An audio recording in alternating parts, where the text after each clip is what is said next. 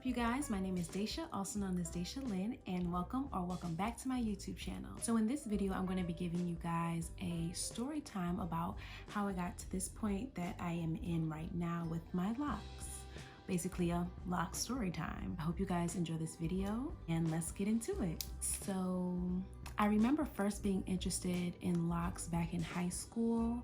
High school was also the time where I went natural, from relaxers to heat to completely natural, and I did the natural journey by myself. And I was drawn to locks because I felt like that was the ultimate natural style. That was letting your hair be in its natural state, in its natural form, and letting it grow as it is, you know? I remember asking or having a discussion with my mom about how she felt about locks. She felt like she just didn't think locks were for her, and she didn't know if they were for me. So I let go of the idea of locks. I told myself, maybe I wouldn't even like them because I wouldn't be able to, do froze, or I wouldn't be able to do twist outs and braid outs and all that good stuff. Then I moved to college, and as you guys know, I'm from Michigan and I go to college down here in Atlanta. I went to Spelman, and Atlanta is a very different energy with Black culture. I don't know, you just see people being more outwardly themselves and being unique and expressing themselves in different ways, including their hair. Locks seem more accepted down here than they did back home. Seeing people down here in Atlanta with locks really strengthened my desire to start my lock journey. I actually started my locks when I was back home in Michigan. I think it was the summer before my junior year. And I remember this specifically because the class before me, it was around the weekend of their graduation. And I remember having this discussion with my mom, and I asked her, how would you feel if I started locks? And she was just honest again. She was just saying like I can't tell you what to do with your hair at this age, you have to decide if you want locks for yourself. And once she told me that, I was like, okay, this is my green light. We finna turn up. I started my first set a year before my graduation date because in my mind, I thought by the time, graduation sets around, my locks will be fully mature then. That's so cute that I really thought that. So yeah, I started my locks, and to be honest, I felt kind of in a rush because in my mind, I was like, okay, I have a year for them to be mature. I have to get them in my head as soon as possible. I was doing research, but I was confusing myself even more because every size, I felt like every person that I saw who had different sizes, it all looked good on them. And I was like, wow, I think it's all gonna look good on me. I don't know what size I'm gonna freaking do. So I ended up just sitting down and I was like, okay, let me just start. But that turned into me almost breaking out into tears and losing my mind and asking my mom for help for every freaking part of it. It was a hassle. When I finished my locks, I wasn't sure if they were a consistent size because in the back of my head, they were smaller because, I'm starting off like, okay, this is a nice size, smaller.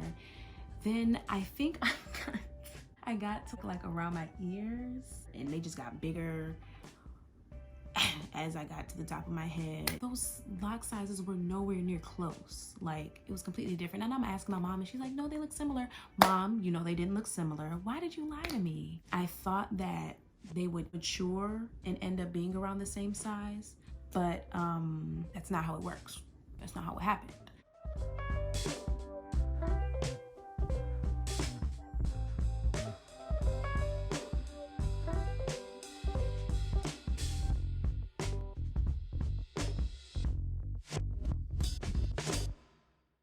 When I moved back down to Atlanta, the first semester of my junior year, I was really trying to figure out these sizes are completely different and I can't ignore that, and that's gonna bother me. I also want to quickly mention, I had a battle in my mind between the importance of lock parting and lock sizes. I didn't want any gaps with my hair. You see how you're looking at it from the front, there's no gaps, you can't see the wall behind me. I also didn't want that, if you're looking from the back. I also didn't want you to be able to see parts, just looking at my hair. Keeping that in mind, when I got to a point in my lock journey where I was like, okay, these smaller ones in the back are not doing it for me, which was probably about 6 months in, 5 or 6 months in, and I was like, okay, let me do something about it. I learned about combining locks. I was thinking about combining twists and, you know, letting them naturally combine on their own. But I realized that doing that, I would have had gaps, or it just wouldn't have looked as full or as even all over my head. So I get to this point in my journey where I'm like, I can combine or I could restart. And I'm telling y'all, I'm 8 months in my journey. Initially, I was thinking, okay, let me at least get to a year and then see, you know, how I feel. But something told me to just restart, because I'm like, I'm not happy with them, and I'm never gonna be happy with them if I keep trying to force myself to love my hair, you know, like I should. One day I said to myself, you know what, we're gonna do it. And I started taking down my locks. I literally wet my hair, used conditioner, and used this rat tail tooth comb, and had to, you know, go in and take all my locks down. And I think I had like 90 something, so that was a journey. It took a couple days, and I didn't ooh, I'm wiping my eyebrows off. I also want to mention that my first set I interlocked, but versus this set I'm retwisting. So yeah, I restarted my locks, and probably within the next couple weeks I had my second lock set in.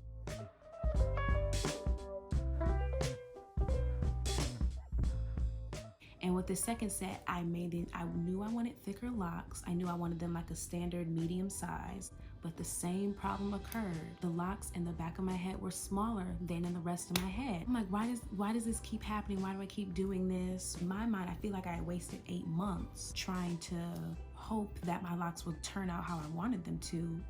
And then now I'm restarting this set and I don't like them either. But even though I knew that I didn't like that second set, I was like, okay, I'm getting closer to what I want. So yeah, at that point, I felt like I knew around what kind of size I was looking for. So with that second set, about a month in, I decided to restart again. So the second time that I restarted my locks, I didn't take out all of my locks. In my lock Q&A video, I mentioned how I liked how some of my locks were further matured than others. This is one of the locks that you can definitely tell is matured faster than like this one.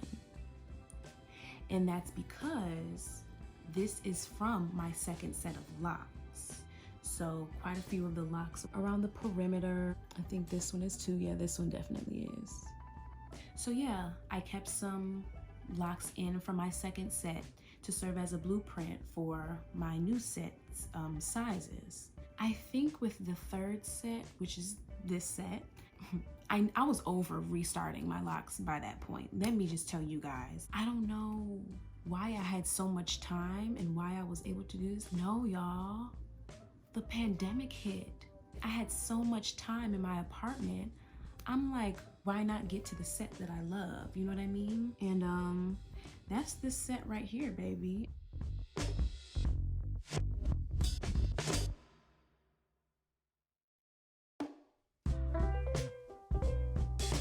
I'm in love with this set. I'm in love with how they're growing. I'm in love with how I envision them maturing. Like, I feel like they fit my face perfectly. They're the perfect size. There's still variations of sizes like the back, but I mean, like I said in my lock Q&A, there's different textures in the back of my head versus in the front. And there's also difference in hair densities around my head. The back of my head, I think there's like less strands. There's gotta be less strands because the parting is similar, I think. Let me just show you guys the variation in lock sizes in my head. But this lock is in the back of my head, and this one is kind of like, you know, in this area. The difference in size, which, I mean, is not too bad in my eyes. I really don't, I'm over it, okay? Yeah, so once I got this set in, I really felt it in my bones. I was like, okay, I think I'm done. With this story, I really just want to encourage people, no matter where you are in your journey with doing anything, it's always okay to start over. Don't feel like you're in too deep or you can't reinvent yourself or change something that you may feel doesn't represent you in the best way. I feel like if I had kept that same set from the beginning because I felt obligated to, I wouldn't be happy with my locks now. Who knows what I would have done, because I would be 1.5 years in with the first set. I have no idea how I would have felt about my locks then. I do want to, when my hair fully matures, like from the rooted to the tooted, I want to get a color. I would love to color my hair. I'm thinking like a sandy brown type of blonde. You know, I also want to try red. I want to try a platinum blonde. I don't know if I'm gonna do all these colors. I'm just speaking out loud, the different cute hair colors that I want to try out one day. But yeah, that is my lock story time. I hope this story time gave you guys, put some things into perspective and gave you guys some information or advice when it comes to deciding how you want your locks to look, or you know, whether you are in your start journey, if you're debating between starting over or starting locks. And I hope it gave you guys a different way to look at your hair. And yeah, I hope you guys enjoyed this video, and I will see you all in the next one. Peace and love.